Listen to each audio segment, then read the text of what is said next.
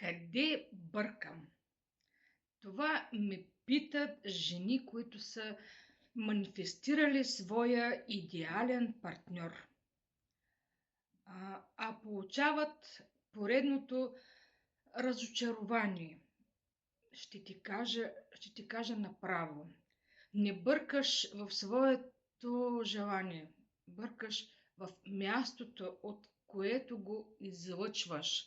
Ако вътре в теб има страх от изоставяне, ще дойде мъж, който ще те държи в несигурност. Ако вярваш, че трябва да се доказваш, ще срещнеш човек, пред когото постоянно ще се стараеш.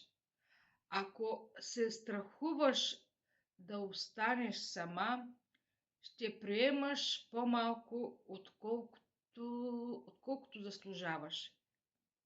Ние не привличаме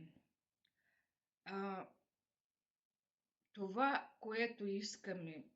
Привличаме това, което сме готови да търпим. Истинската промяна не е нова техника за манифестиране, тя е вътрешна работа.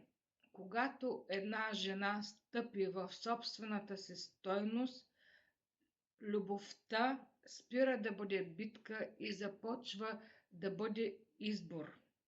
Тогава правилният мъж не се манифестира, той просто се появява.